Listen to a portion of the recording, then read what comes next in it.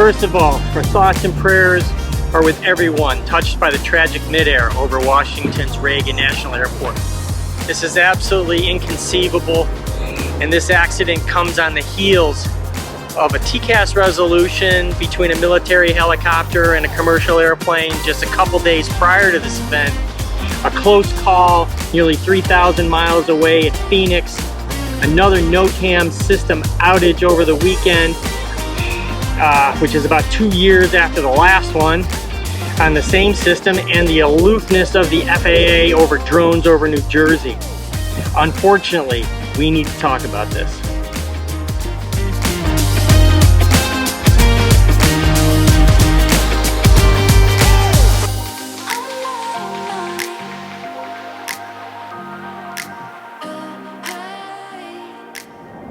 I tell you, I have a hard time coming up with this video to talk about this because I'm all about FAA reform. I can't wait. I hate that it's going to take this tragedy and the loss of lives to actually move the needle. It is incredibly unfortunate. The NTSB chair has also stated that this is the type of organization that the FAA is. There's plenty of data behind these things that says that this is the potential and they should have taken action, but we have to wait for this. So let's get started. Hey, at the top level, ATC should be reasonably in the clear. The Black Hawk helicopter is pretty clear on the radio that it took full responsibility for the separation from the American regional jet. It simply failed to do so. But the helicopter's track was just a tad west of the established helicopter route and was over 100 feet above the maximum altitude for that route and climbing. Now I know that the NTSB has already reported that the altitude showed 200 feet in the tower cab display, but I hate to think that the free app I have on my phone is giving me better data than what is in that tower cab. The controller's phraseology was a little off, and this bugs me, really bugs me, simply because everyone leaves the academy, the FAA's training academy in Oklahoma City, with absolutely perfect phraseology. Perfect. And the discipline of that seems to fade once people get into the field. Like, that was worthless, but there is a reason and a way that you issue traffic, and there is a reason why standard phraseology is so important. The controller asked the helicopter if he saw it had the RJ in sight. But at night, all you can see is green, red, and white lights. Guess what? There was probably another RJ in the area, so that didn't really help. The traffic call was extremely late, and the helo doesn't, if he didn't have the traffic in sight, what was the plan? There was no plan if he didn't have it in sight. So the only reason the controller's off the hook is because the military pilot took full responsibility. There is specific phraseology for calling traffic, instituting visual separation. There wasn't traffic called to the RJ. I don't know if that would have helped. They should have been in the turn for 33. But standard phraseology certainly could play a role here. And the standard phraseology for how you identify that helicopter in the first place: radar contact, verify the altitude, provide altimeter setting so that everybody is actually on the same playing field, didn't occur. And the helicopter wasn't exactly on the route, and the controller didn't notice or say anything, probably close enough.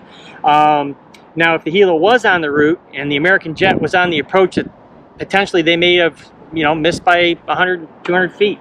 Still pretty darn close. If they were at the altitudes they were, 200 feet between these aircraft is not a separation standard that exists anywhere else in the NAS.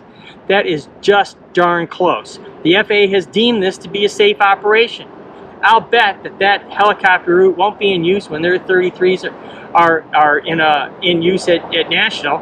But the bigger question is, why couldn't they tell that this was a problem in the first place? And where else in the enormous national airspace system is this an issue that needs to be resolved? We're going to know all about it, what's going on in DCA, but does this occur in New York, Charlotte, Los Angeles, Chicago, Dallas, Atlanta, Lexington? someplace in Montana, Billings, Montana? I mean, does it occur elsewhere and we just are ignoring that? A lot of focus will be on DCA, but this kind of procedure probably exists in numerous places across the country.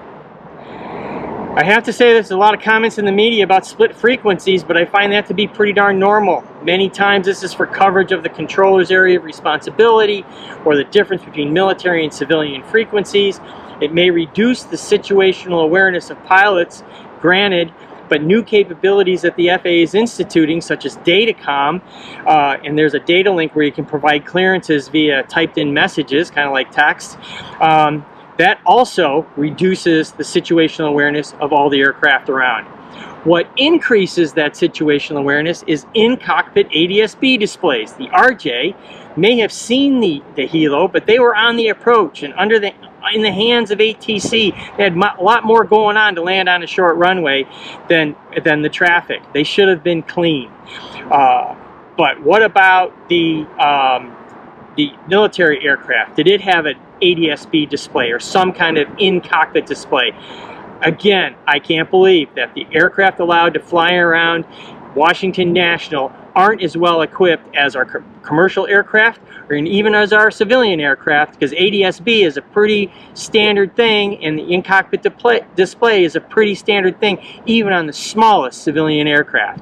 So that equipage, which the DoD certainly fought early on, this program has been in place for nearly 20 years, and that resistance may have played a role in why the helicopter was not as well equipped as it could have been, which could have prevented this issue. I get that TCAS won't alarm at the altitudes that they were flying, but the capabilities of the ATC system and the airplanes would have allowed them to be seen. That is a vital component of this, and maybe that capability should be in the tower cab if there's an imminent situation. I don't know, lots of things to explore here on research that may make the system safer. Certainly the capabilities exist to allow that to happen. And then there are those night vision goggles.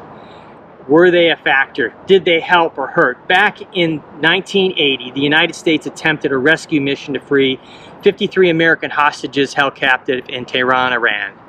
The rescue mission was called Operation Eagle Claw and was a complete and utter disaster, where ultimately a helicopter flew into a C-130, killing 8 servicemen and absolutely embarrassing the U.S. military and the Carter administration.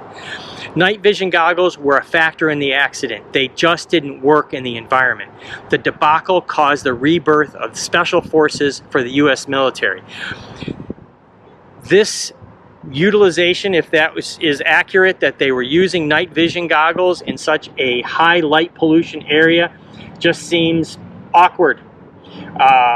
It's like looking into the sun. So I don't know what they're doing with that.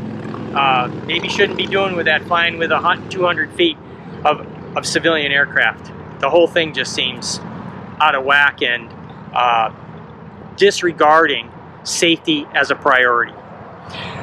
The tragedy has the attention of the new president, the new Secretary of Transportation, Sean Duffy, who it was like his first day, new acting administrator, Chris Rocholo, which is an awful first week start, and a new Congress. Now that aviation has everyone's attention, maybe, just maybe, real reform can and will happen. Just want to reiterate, these major catastrophes have enormous impact on reforms for our safety and our protection, and I believe this one will be like the others, and we will see wonderful positive steps to have a better air traffic control system. Thanks for tuning in. Don't forget to smash that like button, hit subscribe and the notification bell. Next time we'll talk about the Beltway bandits wanting about giving FAA more money. I'm sure that's going to be on the thing. I think that they should be cautious on that, but we'll talk about that soon.